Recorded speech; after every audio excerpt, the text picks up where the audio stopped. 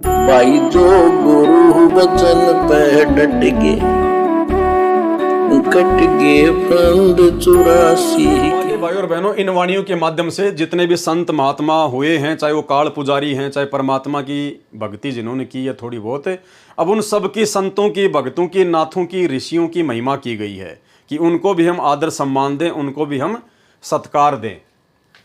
वासिष्ठ विश्वामित्र आए, दुर्वासा और चुनक बुलाए, कपिल कलंदर कीन जुहारा, फौज नकीब सबन सिरदारा, गोरख दत्त दिगंबर बाला, हनुमत अंगद रूप विशाला, ध्रुव प्रहलाद और जनक विदेही, सुखदेव संगी परम स्नेही, पारासुर और व्यास बुलाए, नल नील मोरे चढ़ाए, सुग्रीव संग और लक्ष्मण बाला, जोर घटा आए घन काला, जयदेव पायल जंग बजाए, अजामेल और हरिश्चंद्र आए, ताम्र ध्वज मोर ध्वज राजा, अमरीश कर हैं पूर्ण काजा।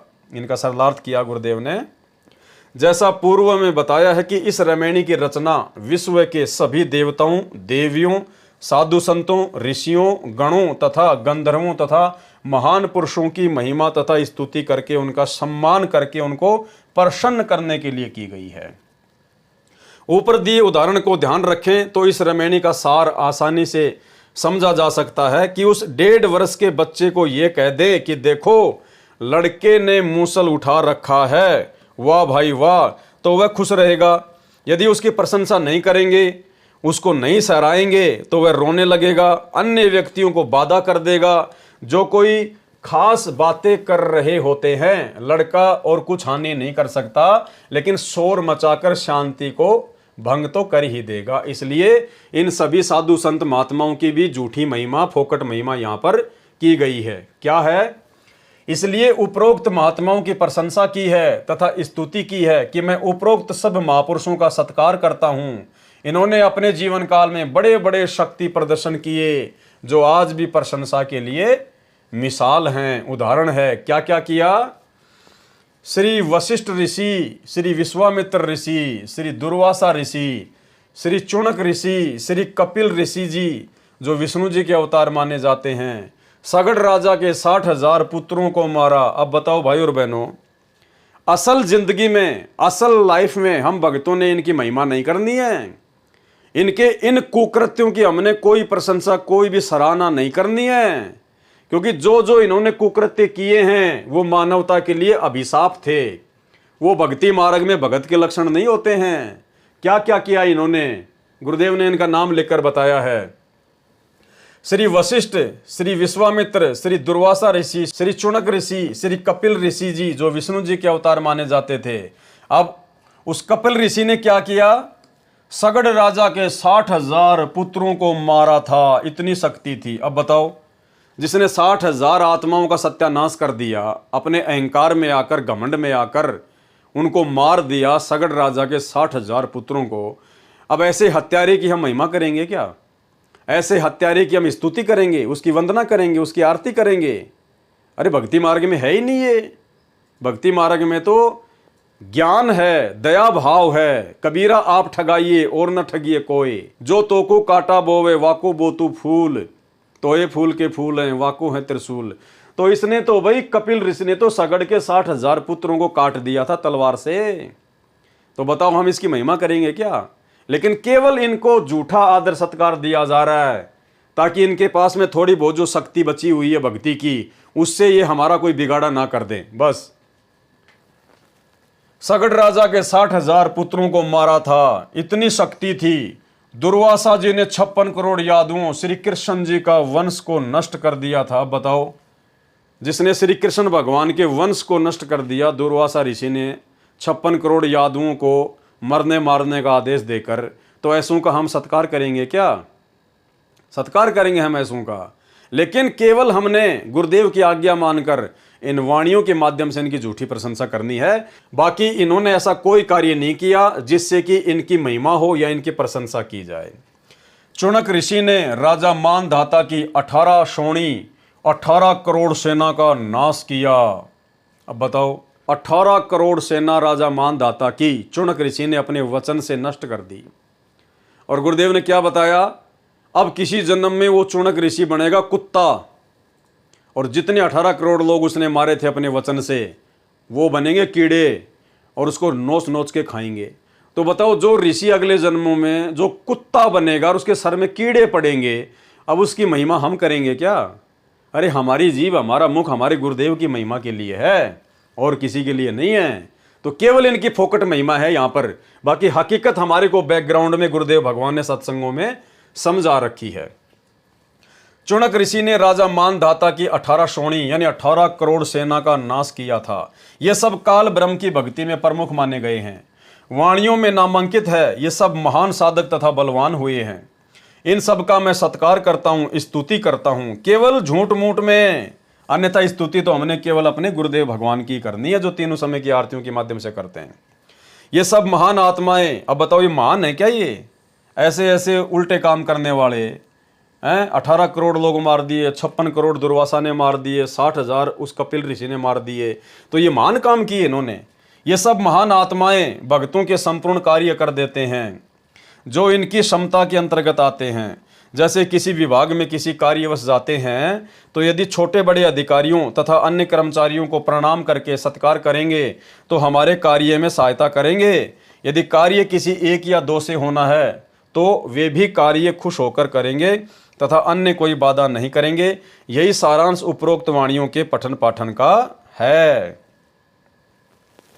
अगली वाणियां हैं, सूरज बंसी पांचों पांडवों, काल मीच सिर देवे डांडो। अब ये महाभारत के प्रकरण को लेकर परमेश्वर ने वाणियां कही है। यानी महाभारत के युद्ध में पांडवों के पक्ष में कौन कौन से साधु संत महात्मा आए, ऊपर से भगत प्रहलाद आया, सनक सनंदन संत कुमार आए, पताल से राजा बलि आया, तो हमने इन सब का भी सत्कार करना है। यानी उल्टे काम में आए, ये मरने मारने के लिए आए महाभारत के युद्ध में। तो ऐसों का हम सत्कार नहीं कर सकते, आदर नहीं कर सकते, अपनी तरफ से नहीं कर सकते, केवल रमेणी के माध्यम से करना है, बाकी अलग से नहीं करना कि धन्य हो सनक सनंदन संत कुमार, हे बलि राजा आप धन्य हो, पताल से चलकर दुर्योधन की सेना मारने के लिए आ गए। ऐसों का हम सत्कार नहीं कर सकते भाई।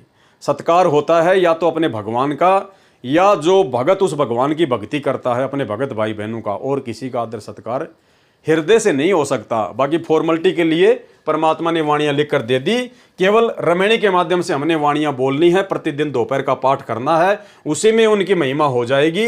और हकीकत हमें गुरुदेव ने बता दी है। तो क्या क्या बताया गुरुदेव ने? सूरज बंसी पांचों पांडवों, काल मीच सिर देवे डांडो। यानी जो पांचों पांडव थे वो सूर्यवंशी थे, और यदि उनको उस समय वो कबीर परमात्मा ना मिलता, उनकी सहायता ना करता उनकी पिछली भक्ति के प्रतिफल में, तो काल उनको जो है वो डंडों से मारता, उनकी दुर्गति करता काल। काल मीच सिर देवे डांडो। धर्म युधिष्ठिर धरे दयाना, अर्जुन लख संगानी बाना। अर्जुन उसने लाखों लोग महाभारत के युद्ध में मार दिए, लख संगानी बाण था उसके पास में। जिस व्यक्ति को टारगेट करके बाण चलाता था वो वहीं जाके लगता था, उसको कहते हैं लख संगानी बाण।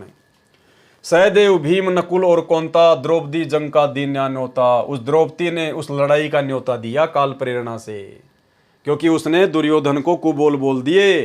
राजा युधिष्ठिर ने एक शीश महल बनवाया था, तो दुर्योधन ने सोचा भाई भाइयों ने महल बनवाया, चलो देख के आना चाहिए। वो देखने के लिए चला गया। अब वो थोड़ा अजब गजब वो तरीके से बनाया गया था, उसकी टक्कर लगी शीशे पे, उसको दिखाई नहीं दिया कि सामने शीशा है, आर पार था, वो पारदर्शी था। तो द्रौपदी जो है वो हंसने लगी, वो पानी वाणी लेके आ रही थी, उस समय वो हंसने लगी और उसने मजाक कर दिया कि भाई अंधों की तो अंधी संतान होती है। इस बात को वो अपने दिल पे ले गया और उसको हराने के फिराक में लगा रहा फिर, कि कैसे पांडवों से राज छीनूं और कैसे मैं अपनी उस बात का बदला लूं। तो क्या कह रहे हैं? द्रौपदी जंग का दीन्यान होता, यानी द्रौपदी ने वो कुबोल वचन बोलकर हम भक्तों को शिक्षा दे रहे हैं परमात्मा कि आप भक्तों ने भक्ति मार्ग में आने के बाद किसी को भी कुबोल नहीं बोलना है, उल्टे वचन नहीं बोलने हैं। हाथ खपर और मस्तक बिंदा, 18 खूनी मेले दुंदा। यानी जो द्रौपदी थी वो दुर्गा का अवतार थी, दुर्गा का अंश थी, और उसने तो फिर भाई वो खप्पर खोल दिया अपना। खप्पर परमात्मा ने बताया ये खोपड़ी का ऊपर का हिस्सा जो होता है ना कटोरा नुमा, तो द्रौपदी ने तो भैया मतलब अपना वो दुर्गा रूप धारण करके और वो खप्पर हाथ में ले लिया और जिसके कारण 18 करोड़ सेना मार दी गई उसका खप्पर भरने के लिए। यानी जब उसका वस्त्र हरण किया जा रहा था, उसकी बेइज्जती कर दी गई थी, तो उसके बाद द्रौपदी ने प्रतिज्ञा कर ली थी, पांचों पांडु से कहा कि मुझे दुर्योधन का शीश चाहिए, तभी मैं अपने बाल बांधूंगी। तो जिसके प्रतिफल में फिर ये महाभारत युद्ध हुआ और उसकी मेदनी को 18 करोड़ सेना काट कर भरा गया। हाथ खपर अरु मस्तक बिंदा, 18 खूनी मेले दुंदा। 18 खूनी ने 18 करोड़ सेना और दुंदा मानी नष्ट कर दी गई। देवी शिव शिव करे सिंहारे, खड़ग बाण चक्रों से मारे। यानी महाभारत के युद्ध में जितने भी सैनिक थे वो अपने अपने इष्ट या भगवानों का जयकारा कर करके उनका ध्यान जो है वो लगाकर ये खड़ग यानी तलवार और बाण यानी लड़ाई झगड़ा करके एक दूसरे को मार रहे थे। कोई तो अपनी देवी की जय जयकार कर रहा था, कोई शंकर भगवान की जय जयकार कर रहा था और लड़ते लड़ते एक दूसरे को काट रहे थे। देवी शिव शिव करे सिंहारे, खड़ग बाण चक्रों से मारे। 64 योगनी 52 वीरा, भक्षण बदन करे तदवीरा। 64 योगनियां जो थी वो भी बड़ी खुश हो रही थी। असुर कटक धूमर उड़ जाई, सूरो रक्षा करे गुसाई। जो दुष्ट प्रवृत्ति के जो लोग थे, जो दुर्योधन की सेना में थे, जो अधर्म के पाले में थे, कहते हैं जो असुर स्वभाव के जो सैनिक थे, जो लोग थे, वो कहते हैं वो ऐसे मारे जा रहे थे, वो काटे जा रहे थे। धूमर उड़ जाई, जैसे धुआं उड़ जाता है, जैसे मिट्टी का कोई जो है वो गर्द उठता है ना, ऐसे उनको काटा जा रहा था। और सूरो रक्षा करें गुसाई। सूरो यानी जो देवतुल्य सैनिक थे, जो अच्छी आत्माएं थी, जो पांडवों के पक्ष में होकर जो धर्म के पक्ष में जो लड़ रही थी, कहते हैं उनकी रक्षा कौन कर रहा था? गोसाई कबीर परमात्मा उनकी रक्षा कर रहा था। पचरंग झंडे लंब लहरिया, दक्षिण के दल उतर उतरिया। यानी पांडवों की कौरवों की जो सेना थी महाभारत के युद्ध में, कुरुक्षेत्र के मैदान में, गुरुदेव ने बताया कि उत्तर दिशा में तो पांडवों की सेना थी और दक्षिण दिशा में थी कौरवों की सेना। तो उस समय महाभारत के युद्ध में ऊपर से जो देवगण थे, जो अच्छी आत्मा थे, जो ऋषि महात्मा थे, वो पांडवों के पक्ष में, धर्म के पक्ष में युद्ध करने के लिए उनके आह्वान पर वो भी नीचे आए थे, सूक्ष्म रूप में वो भी लड़ाई लड़ रहे थे। तो कह रहे हैं वो गलती से वो दुर्योधन की सेना में जाके खड़े हो गए सारे दक्षिण दिशा में, उन्हें मालूम नहीं था। लेकिन थोड़ी देर बाद जब पांडवों का जब वो झंडा फहराया गया, वो पचरंग झंडा, तो उनको पता चला रे पांडव तो उधर उत्तर दिशा में खड़े हैं। तो सारे के सारे देवी देवता साधु संत जो ऊपर से आए थे अरबों की संख्या में, वो सारे फिर उत्तर दिशा में पांडवों की सेना के पक्ष में जाके खड़े हुए। तो कहते हैं ये गलती 2 बार हुई थी। पचरंग झंडे लंब लहरिया, दक्षिण के दल उतर उतरिया। और पचरंग झंडे लंब चलाए और जब वो झंडा फहराया गया तो दक्षिण के दल उत्तर दाए, जो दक्षिण दिशा में आके खड़े हो गए थे, फिर वो उत्तर दिशा में पांडवों की सेना में जाके खड़े हुए। मोरे हनुमत गोरख बाला, ये गोरखनाथ जैसे भी आए हुए थे। हरि के हेत हरोल हमाला, चिंडोल चुनक दुर्वासा देवा, दुर्वासा ऋषि भी आया हुआ था। असुर निकंदन बूढ़त खेवा, बलि और उशेष पतालु शाखा, पाताल लोक से वो बलि भी आया हुआ था। अब बताओ भाइयों, पाताल लोक से वो बलि भी पांडवों की रक्षा के लिए अपनी सेना लेके सूक्ष्म रूप में आया हुआ था। अब बताओ उसको कहाँ परमात्मा मिल जाता? इसलिए तो परमात्मा ने कहा था उसको कि जब कभी तुझे वो तत्वदर्शी संत मिले तब भाई ये बात बनेगी सतलोक जाने की। अब उसको कैसे तत्वदर्शी संत मिल जाएगा भाई? पहले तो पाताल का राज ले लिया और फिर महाभारत के युद्ध में पांडवों के पक्ष में होकर करोड़ों सैनिक मार के वापस चला गया।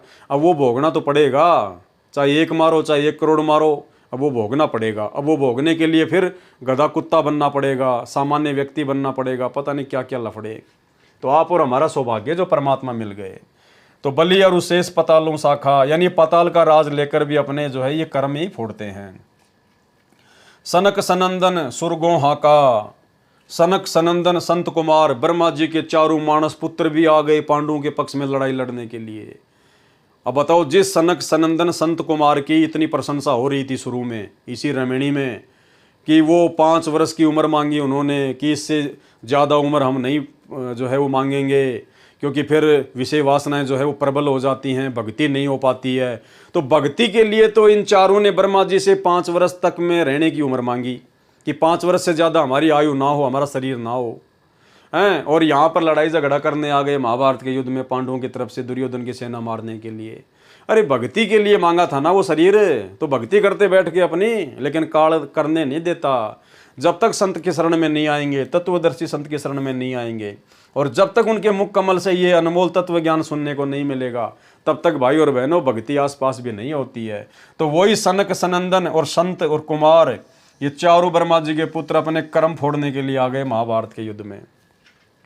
दहु दिस बाजू दुरु प्रहलादा, ये प्रहलाद और दुरु भगत भी जिनको परमात्मा मिले थे, ये भी आ गए लड़ाई लड़ने के लिए। तो बताओ कहां से इनको मोक्ष मिलेगा, कहां से मोक्ष मिलेगा इनको? अब जितने सैनिक ये मारेंगे महाभारत के युद्ध में, बदला तो देना पड़ेगा। दहु दिस बाजू दुरु प्रहलादा, कोटि कटक दल कट्या पयादा, करोड़ों मार दिए इन्होंने। सरलार्थ किया गुरुदेव ने। उपरोक्त वाणियों का सारांश है कि महाभारत के युद्ध में किस किस का क्या क्या योगदान रहा। जैसे द्रौपदी जंग का दीन्या न्योता, इसका वर्णन इस प्रकार है कि जिस समय पांडवों ने शीश महल बनाया तो दुर्योधन देखने गया तो उसका सिर शीशे की दीवार से टकरा गया, जो उसे दिखाई न देने के कारण हुआ। द्रौपदी ये सब देख रही थी, उसने देवर समझकर मजाक कर दिया कि अंधों की संतान अंधी होती है। यानी आप और हमारे लिए परमात्मा ने शिक्षा दी है कि हमने उस नादान द्रौपदी की तरह किसी से भी मजाक नहीं करना चाहिए, चाहे कोई भगत भाई हो, चाहे कोई जगत वाला हो, कोई भी हो, ए टू जेड। सतगुरु रामपाल जी परमेश्वर जी का सत्संग में भी विशेष तौर पर यह कहना है, आदेश है कि भक्तों, तीर कमान से और बात जुबान से, तीर कमान से और बात जुबान से अगर एक बार निकल गई तो वापस नहीं आती है। इसलिए भक्तों ने बहुत ही सोच समझ कर बोलना चाहिए। सुनिए, अब वही तो बात है ना, कहते हैं तीर कमान से और वचन जुबान से निकलने के बाद वो वापस नहीं आता।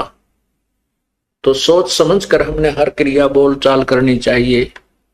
और फिर एक सत्संग में गुरुदेव ने कहा कि भक्तों को ये मजाक करना शोभा नहीं देता है, संतों को मजाक नहीं करना चाहिए। अब द्रौपदी ने मजाक किया अपना देवर समझकर, उसने ये नहीं सोचा था कि इतनी बड़ी आपत्ति आ जाएगी, वो अपने दिल पर बात ले लेगा और सारा सब कुछ सत्यानाश हो जाएगा, वो राजपाट, वो सेना है, सब कुछ नष्ट हो गई एक छोटे से मजाक के कारण। इसलिए हम भक्तों ने सीरियस हो जाना चाहिए, अपना समय काटना चाहिए कि परमात्मा जैसे तैसे इस दास की भक्ति सफल करवा दो मालिक। कम बोले, कम से कम बोले इस मुंह से। परमात्मा कहते हैं थोड़ा बोले थिर रहे और कहे अगम की बात, अनहदपुर में आरती वो करते हैं दिन रात। भगत तो वो है जो बहुत ही कम बोले, यानी आवश्यकता पड़ने पर ही बात करे, अन्यथा अपना सुमरण में, अपने परमात्मा के ध्यान में, चिंतन में लगा रहे, अपने सतलोक के चिंतन में लगा रहे। कहते हैं अनहदपुर में आरती वो करते हैं दिन रात। सुनिए, आत्माओं, ये जरा से मजाक भी बहुत भयंकर परिणाम देते हैं। साधु संतों को ये मजाक करना, बिना सोचे समझे कोई बात करना बिल्कुल वर्जित होता है। तो भाई और बहनों, ये शिक्षाएं साथ साथ में परमात्मा हमें अपने कर कमलों से अनुवादित यथार्थ भक्ति बोध के सरलात के माध्यम से समझवा रहे हैं। तो हमने द्रौपदी की तरह कभी किसी से मजाक नहीं करना चाहिए, ये सोचकर कि यार ये भगत तो हमेशा मेरे साथ में रहता है, ये भगत तो हमेशा मेरे से मिलता जुलता रहता है, ये भगत तो मेरे विचारों को जानता है, पहचानता है। कुछ नहीं, जब काल ने प्रेरणा करनी हो तो एक छोटे से शब्द पे कर देगा, छोटे से शब्द पे। इसलिए हमने हर भगत को एक जैसी दृष्टि से समझना है। भगत चाहे दूर का हो, चाहे घर का हो, चाहे बाहर का हो, चाहे कम मिलता हो, चाहे ज़्यादा मिलता हो, भगतों ने भगतों की तरह ही रहना चाहिए। जो मान मर्यादा गुरुदेव ने बताई है उन सबको फॉलो उसी प्रकार से करना चाहिए। तो पहली शिक्षा तो परमात्मा ने दी है कि आपने द्रौपदी की तरह किसी से भी मजाक नहीं करना चाहिए, क्योंकि आपको ये जुबान, ये मुंह परमात्मा की महिमा और भक्ति के लिए मिला है, हंसी मजाक करने के लिए नहीं मिला है। उसने देवर समझकर मजाक कर दिया कि अंधों की संतान अंधी होती है और हंसती रही। इस उपहास से चिढ़कर दुर्योधन ने द्रौपदी को बेइज्जत करने के लिए राजा युधिष्ठिर के साथ जुआ खेलकर सर्व राज्य जीता तथा द्रौपदी को जीता। जुए में छल करके सब जीत प्राप्त की थी। द्रौपदी के उसी मजाक ने महाभारत के युद्ध का न्योता दिया। 18 खूनी मेले दुंदा, यानी द्रौपदी ने जो मजाक किया था उसी का कारण था कि महाभारत का युद्ध हुआ, 18 करोड़ सेना मारी गई। और दूसरी शिक्षा क्या दे रहे हैं गुरुजी कि चलो द्रौपदी ने तो अपना देवर समझ के मजाक जो है वो कर दिया, लेकिन फिर दुर्योधन ने उस बात को अपने दिल पर नहीं लेना चाहिए था कि कोई बात नहीं भाई, भाभी है मेरी मां समान है, बोल दिया तो बोल दिया, कौन सी बड़ी बात हो गई।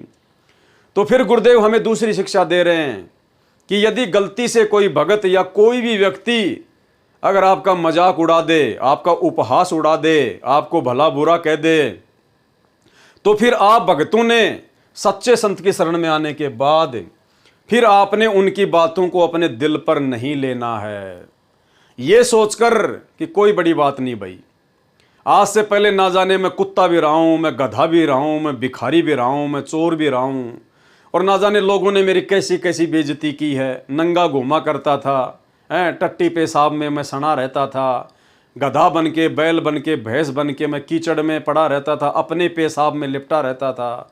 मेरी ना कोई इज्जत थी, ना कोई मुझे समय पर खाना देने वाला था, ना कोई मेरी पूछने वाला था। तो ये बेइज्जतियाँ तो इससे भी बड़ी बड़ी ना जाने मेरी असंख्य बार कितनी हो चुकी हैं। अब मुझे क्या किसी की बेइज्जती माननी, कोई बात नहीं, वो कह रहा है तो कह के खुश हो लेगा, कोई बड़ी बात नहीं है। तो यदि हम भगतों से कोई मजाक भी कर देता है, गलती से कोई भगत कर देता है, या कोई जगत वाला कर देता है, या हमारे गुरुदेव भगवान के विषय में कुछ बोल देता है, तो गुरुदेव का आदेश है फिर कि हमने दुर्योधन की तरह उस बात को अपने दिल पर नहीं लेना है। परमात्मा कहते हैं साधु सज्जन सोना टूट जुड़े 100 बार। जैसे सोना होता है, उसको कितनी बार उसको आग में जलाओ, फिर उसका नया जो है वो बना लो आभूषण सोने का, चाहे कितनी बार भी आसानी से वो पिघल जाता है, फिर उसका दोबारा से कोई आभूषण बन जाता है।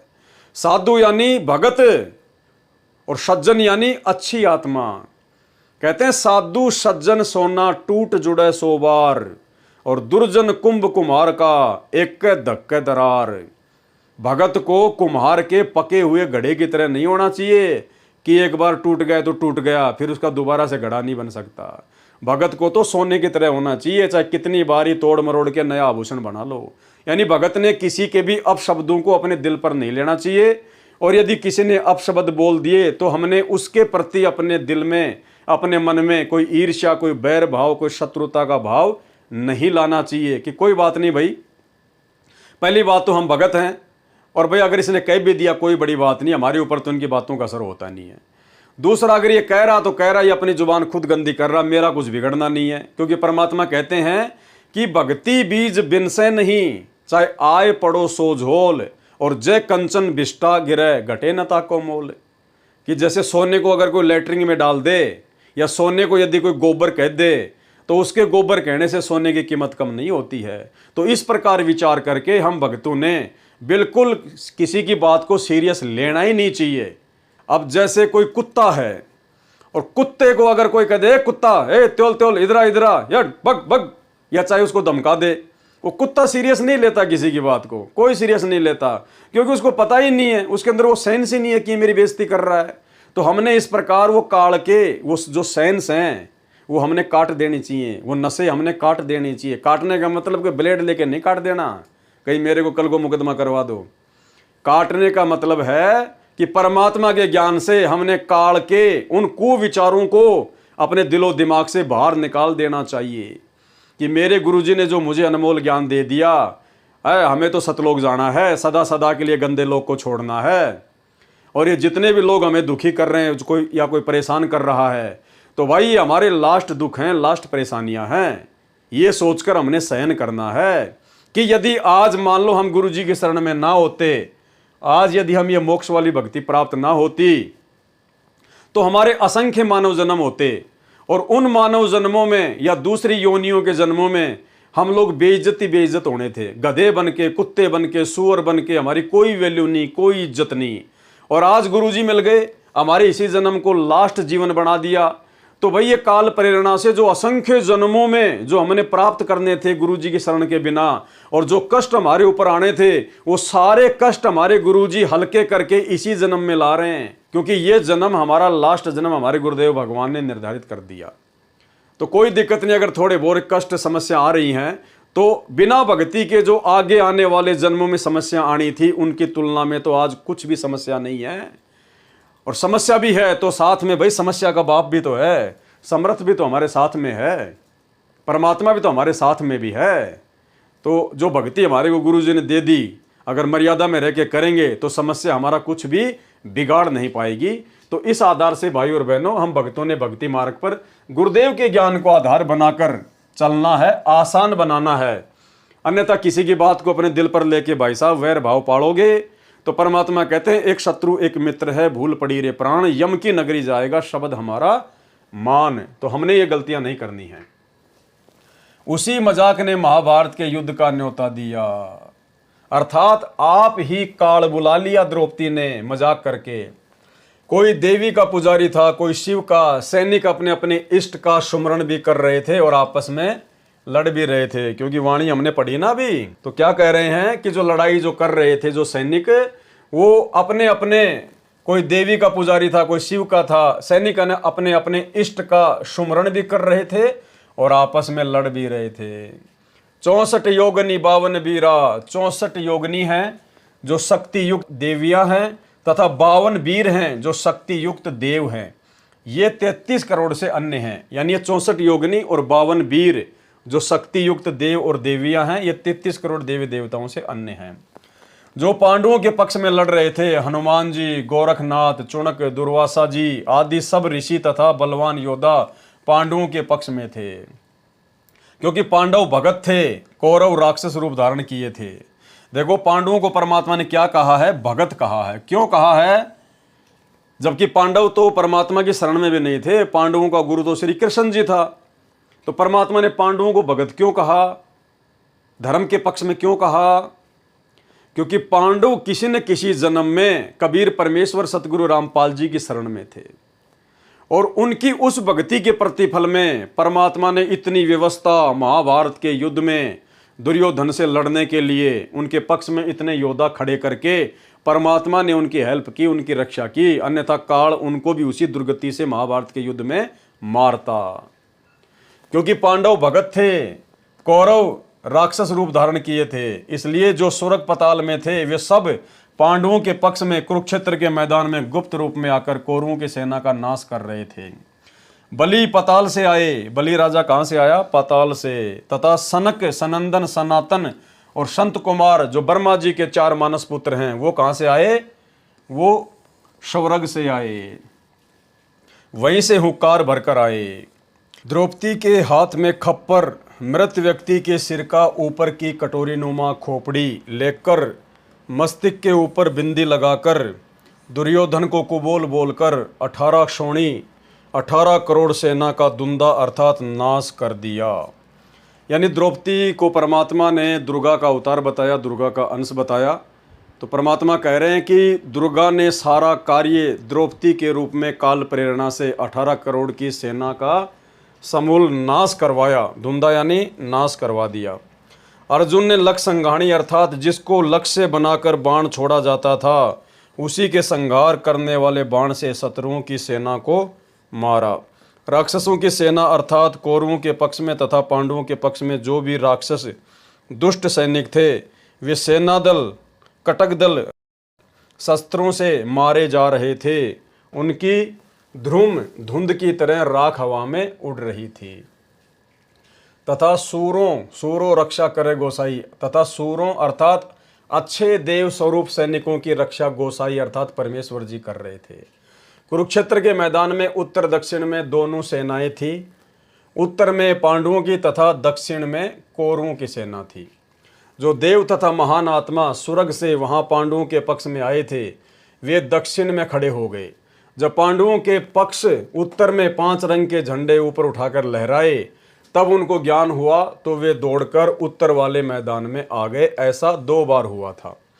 5 पांडव सूर्यवंशी कहलाते थे। यदि परमात्मा पांडव भक्तों की रक्षा नहीं करते तो काल ब्रह्म उनको भी मीच अर्थात मृत्यु रूपी डंडा मारता। ध्रुव तथा प्रहलाद ने भी पांडवों के पक्ष में आकर करोड़ों सैनिकों को मारा था। देखो भाई और बहनों, परमात्मा ध्रुव और प्रहलाद को मिले, जैसी भी उन्होंने भक्ति की थी उस आधार से उनको राज्य दिया, उनकी रक्षा करी, और आगे चलकर ध्रुव ने और प्रहलाद ने अपने कितने कर्म फोड़े। ध्रुव तथा प्रहलाद ने भी पांडवों के पक्ष में आकर करोड़ों सैनिकों को मारा। यानी आज आप और हमें जो ज्ञान प्राप्त हुआ है, जितनी समझ परमात्मा ने अध्यात्म की आज आप और हमें सतगुरु रामपाल जी के रूप में आकर दी है, इस समझ के आगे और इस मनुष्य शरीर के आगे और वर्तमान में आप और हमारे शुभ संस्कार और पुण्यों के आगे ये ध्रुव, प्रहलाद, ये बलि, ये सनक, सनंदन, संत कुमार, दुर्वासा, वशिष्ठ, विश्वामित्र, ये तो पैर के नाखून के बराबर भी नहीं है, नाखून के बराबर भी। यानी इन समस्त ऋषि महात्माओं, साधु संतों को तो पता नहीं 84 लाख योनियों में जाना पड़ेगा, तरह तरह के कष्ट भोगने पड़ेंगे, और वर्तमान में आप और हम सभी भाई बहन वो तमाम प्रक्रिया पार करके आज फाइनल स्टेज पर आ चुके हैं। बिल्कुल फाइनल मैच है आप और हमारा, और इस वक्त जरा सी चूक हमें वापस उसी प्रक्रिया में डाल देगी।